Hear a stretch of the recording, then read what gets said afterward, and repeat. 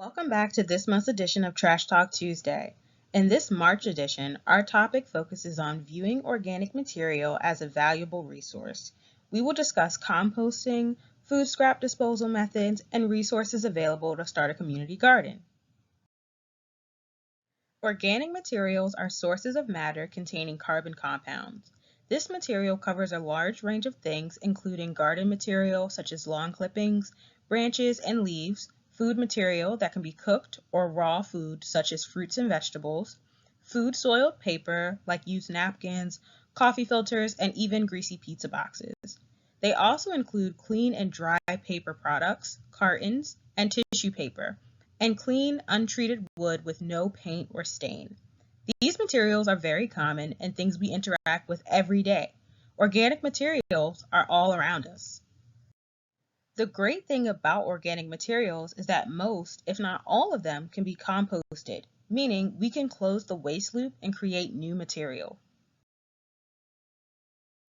Composting is the natural process of recycling food and other organic materials into a beneficial fertilizer that can enrich soil and plants.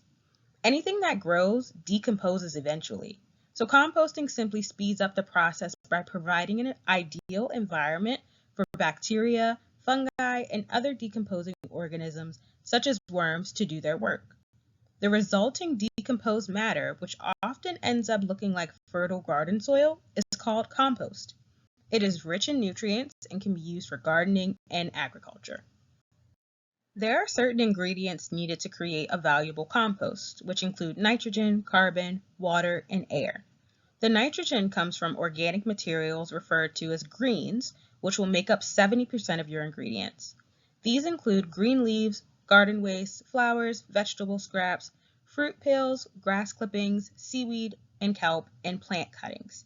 The carbon comes from organic materials referred to as browns, which will make up the other 30% of your ingredients. These include evergreen needles, dry leaves, cardboard, newspaper, bark, straw, and hay, dryer lint, and wood branches. Now that we know the ingredients to make compost, let's discuss why we should compost at all. First, composting circulates dollars into our communities, supporting our local economy. Each small-scale composting facility can divert up to 400 pounds of food scraps a week from the trash streams. The nutrients from wasted food return to the earth and improve soil health, isolate carbon, and increases nutrition of food growth, which once again leads back to the production and sale of food supporting our local economy. Composting is a great sustainable practice to adopt, but can sometimes be inconvenient for those who lack the proper resources to successfully create compost. So let's discuss options regarding food scrap disposal and how to limit food waste in general.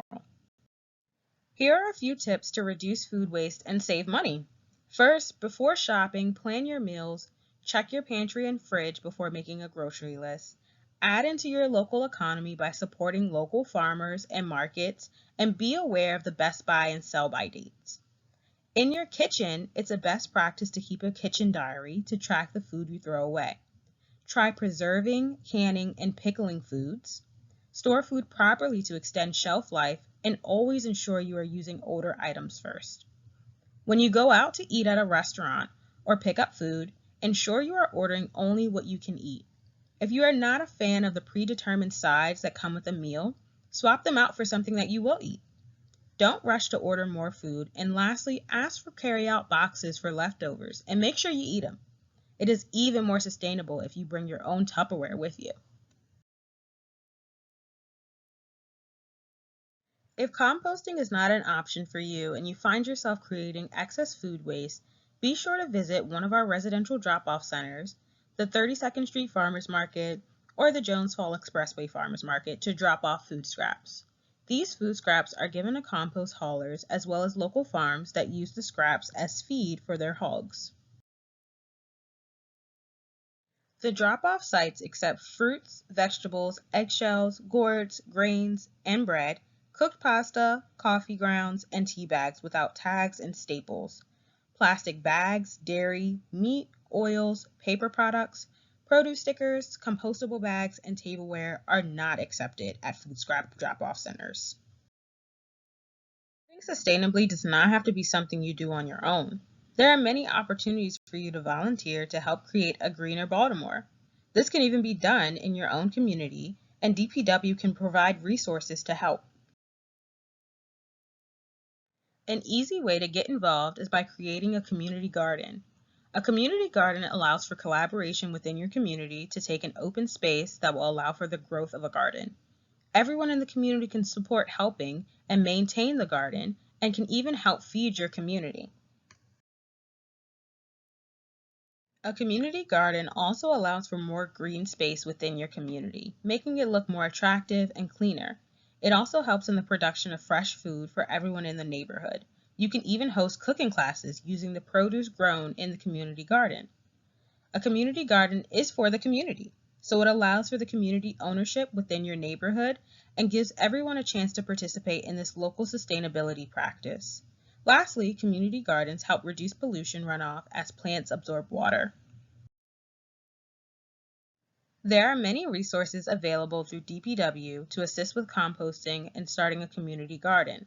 The Grow Center, which stands for Green Resources and Outreach Watersheds, provides free or low-cost trees, mulch, and plants.